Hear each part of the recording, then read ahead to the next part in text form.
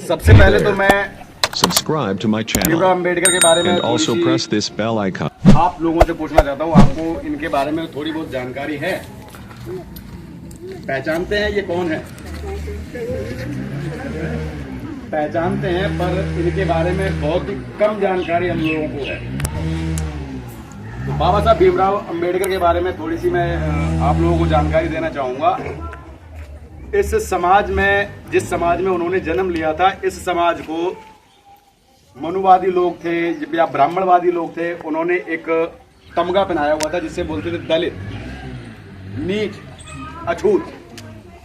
इनके हाथ का छुआ हुआ पानी नहीं पीना है। इनको क्लास में बैठने नहीं दिया गया। कितने लोगों को पता है ये स्कूल में क्लास के बाहर बैठ के पढ़े हैं? बहुत सारे लोगों को पता है। अगर यही चीज आप लोगों के साथ की जाए तो आप पढ़ना चाहेंगे? नहीं पढ़ना चाहेंगे। तो समझने वाली बात है, इस इंसान ने अपना पूरा न्यौछावर, पूरा जीवन खत्म कर दिया। पूरा जीवन आप लोगों के लिए, हमारे लोगों के लिए न्यौछावर कर दिया है। लोग कहते हैं ये दलित के नेता है। मुझे तो नहीं लगता ये दलित के नेता है। जैसे कि मेरा नाम है रविंद्र सिंह शाक्या, मैं साक्य समाज से आता हूँ। साक्य समाज को भी इन ब्राह्मणों ने बहुत ही नीचे कैटेगरी में रखा हुआ है। ब्राह्मणों ने हमें जातियों में बांटा है। 6443 जातियों में अलग अलग बांट दिया है। इसमें कोई धोबी है, धानुक है, कुमार है, लोहार है, गदरिया है, इस तरीके से हमें जातियों में बांटा है। मैं एक, जैसे इन लोगों ने चमार का नाम दिया है, जाटव का नाम दिया है, मैं इस समाज के बारे में थोड़ी सी जानकारी देना चाहूंगा। सबसे पहले क्या हुआ था, एक जानवर जो हमारे घर में रहता है, पालतू जानवर, गाय भैंस, ये मर जाते थे तो ये जो गिद्ध है, कौआ है, इनके खाने के लिए इस्तेमाल आते थे। तो हमारे समाज के किसी भी व्यक्ति ने ये सोचा, इस जानवर के अगर हम चमड़ी निकाल लेते हैं और उस पर एक विशेष तकनीक लगा के इससे एक जूता बना लिया जाए या चप्पल बना लिया जाए, तो ये हमारे पैर की देखभाल करना शुरू कर देगा। तो इसी प्रकार उस महान आदमी ने, जिसने जूते का निर्माण किया था, पहली बार जूता बनाया था, मैं उसको बहुत ही सादर दिल से नमन करता हूँ, क्योंकि उन्होंने हमारे जीवन को बढ़ाने का काम किया है। कैसे? यदि हम कभी जंगल में जाते हैं तो हमें कोई बिच्छू या सांप काट लेता है, हमारे पैर पे जख्म कर देता है, जिससे उसका जहर हमारे शरीर में चला जाता और हमारी मृत्यु हो जाती थी। अब उस जूते को पहनने की वजह से वह जो बिच्छू का डंक है हमारे पैर नहीं लग पाता है, एक सांप का हमारे पैर पे वो काट नहीं पाता है, तो हम उस चीज से सुरक्षित हुए हैं कहीं ना कहीं। हमारी जो जिंदगी है थोड़ी सी बड़ी है। सांप के काटने से हमारी मृत्यु हो जाती थी, वो नहीं हो रही है, उसमें हमारी जिंदगी बड़ी है। तो यह एक चमार का बनाया हुआ जूता है जिसने हमारी रक्षा की। अब उस चमार के बच्चे ने क्या किया, उस जूते से व्यापार करना शुरू कर दिया। इन ब्राह्मणों को पता चल गया ये जूते का व्यापार करके अमीर बन जाएगा, ये फिर हमारी नहीं सुनेगा, तो उसको दलित का नाम दे दिया इन्होंने, अछूत का नाम दे दिया। तू सिर्फ काम करेगा, इसके बदले में तुझे पैसा नहीं मिलेगा। अब एक कुम्हार की बात करते हैं। कुम्हार तालाब से मिट्टी निकालता है, ठीक है, उस मिट्टी को सुखाता है, उसमें से छोटे छोटे कंकड़ है उनको छान के अलग करता है, फिर उस मिट्टी को दोबारा से गीला करके गूंथता है, फिर एक मटका बना के तैयार करता है। मटके को बनाने के बाद वह आग में उसे पका देता है, फिर वही तालाब का पानी उस मिट्टी का कुछ नहीं बिगाड़ पाता जिसमें वो घोला हुआ था। ये एक तकनीक विकसित की, जिन जिन लोगों ने तकनीकें विकसित की हैं, ब्राह्मणों ने उन्हें नीच बताया है और पूजा पाठ के झंझरों में उन्हें फंसाया है। मैं दावे के साथ कह सकता हूं, अगर कोई मूर्ति पैसा देती या नौकरी देती या आपका भला करती, तो वह मूर्ति बनाने वाला कभी उसे बेचता नहीं। आपको लगता है वो बेचता? उसने बेच के मूर्ति आपके घर में स्थापित करवा दी है और आपको उस मूर्ति में फंसा दिया है। जितने भी देवी देवताओं के आप कहानी सुनेंगे, उनमें दो चीजें बताई जाती हैं, एक डर व्याप्त किया जाता है, एक दूसरा लालच पैदा किया जाता है। इस दुनिया में कोई भी इंसान किसी भी मूर्ति की, किसी भी भगवान की, किसी भी धर्म की पूजा तभी करता है, उसके पास दो ही चीजें होंगी, या तो लालच होगा या डर होगा। डर कैसे है? इन कहानियों के साथ बड़ी बड़ी मतलब कि ताकतें जोड़ के बताया गया आपको। जैसे कि एक कृष्ण थे, उन्होंने उंगली के ऊपर पहाड़ उठा लिया था, तो ये बताने की कोशिश करते बहुत शक्तिमान थे, जबकि थे कुछ भी नहीं। ये सिर्फ काल्पनिक कहानियां हैं जो हमारे समाज में व्याप्त हैं, बनाई हैं, इन ब्राह्मणों के द्वारा बनाई गई कहानियां हैं जिनके जरिए से हमें ये उलझाते हैं। अब एक भी ब्राह्मण का बच्चा कभी भी मैंने कांवड़ यात्रा में नहीं देखा है। आपने किसी ने देखा है? क्यों नहीं देखा है? क्योंकि उनको पता है इस कांवड़ की यात्रा से किसी का भला नहीं होना है। तो वहां पे मैं अब बाबा साहब अंबेडकर की एक लाइन बोलना चाहूंगा जो बाबा साहब अंबेडकर ने हर इंसान के लिए बोली है, शिक्षा वो शेरनी का दूध है जो पिएगा वो दहाड़ेगा। तो मैं सभी आप लोगों से गुजारिश करता हूं, शिक्षा ले लो। अगर मैं शिक्षित नहीं होता तो क्या मैं डॉक्टर बन पाता?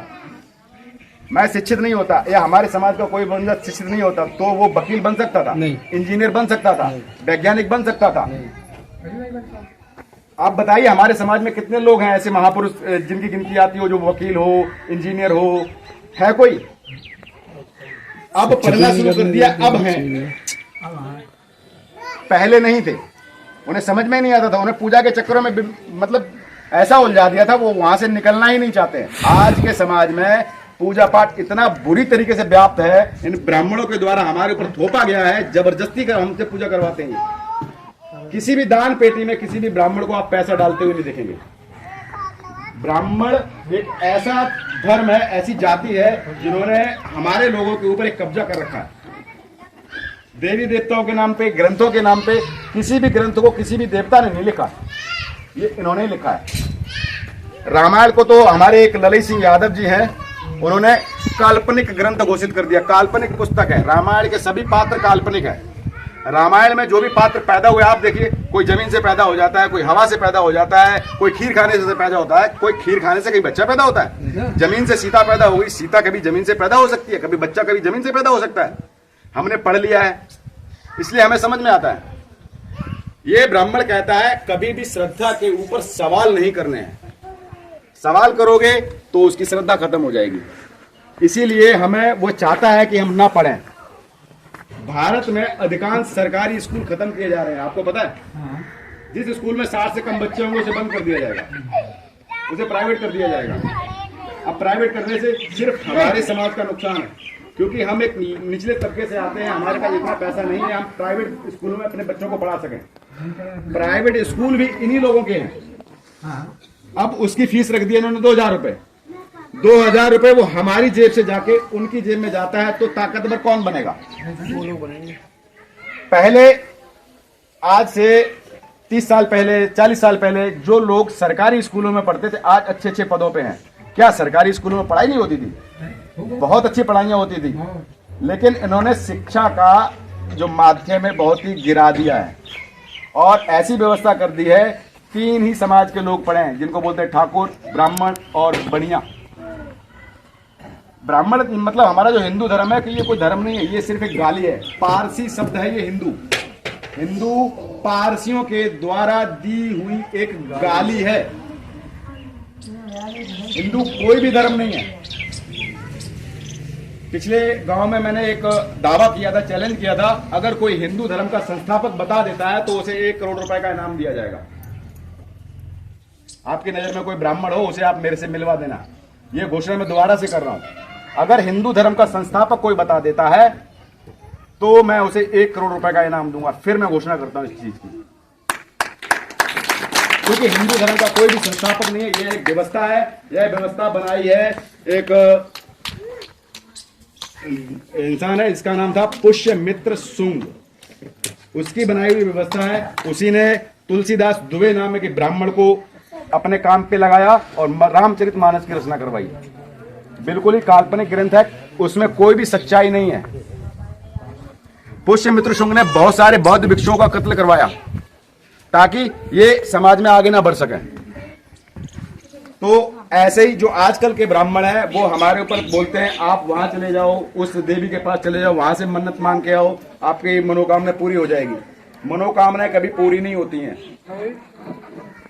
इंसान एक अपना घर बनवाता है, अपनी मेहनत से पैसा इकट्ठा करके मकान बनवाता है और श्रेय दे देता भगवान को, देवी को, इस देवी ने मेरा मकान बनवा दिया।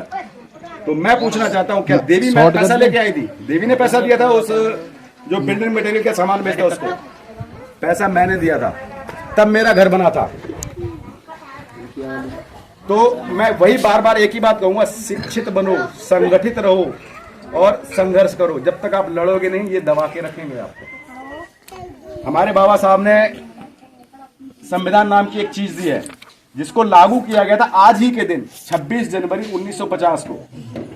उसी उपलक्ष्य में आज के दिन को मनाया जाता है गणतंत्र दिवस के रूप में।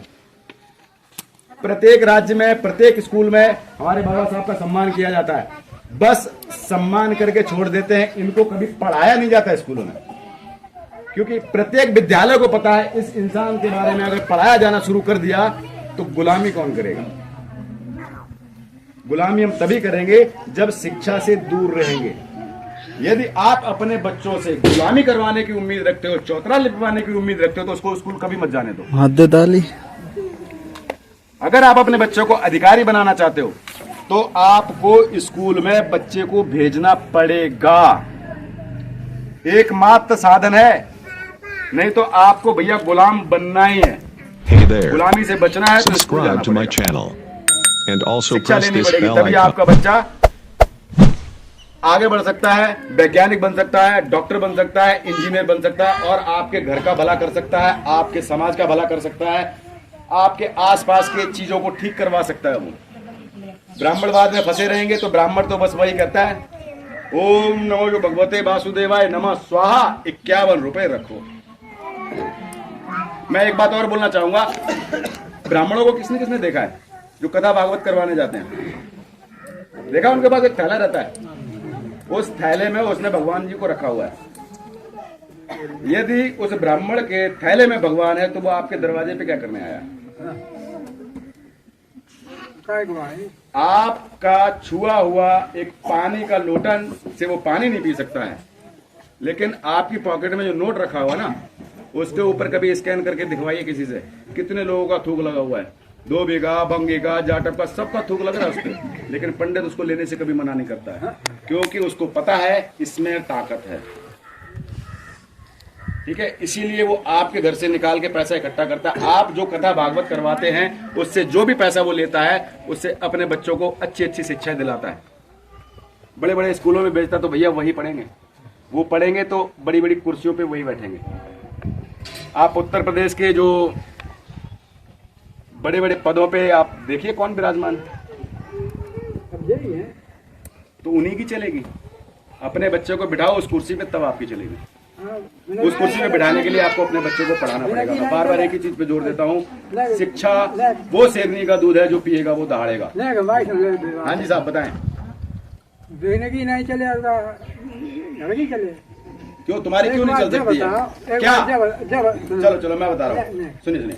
ब्राह्मणों ने ये बताया है कि ब्राह्मण ब्रह्मा के मुख से पैदा हुआ है, क्षत्रिय भुजाओं से पैदा हुआ है, वैश्य पेट से पैदा हुआ है, और शूद्र जिसे हम आप लोगों की कैटेगरी में रखा वो पैर से पैदा हुआ है। क्या आप पैर से पैदा हुए हैं या ब्राह्मण मुख से पैदा हुआ है?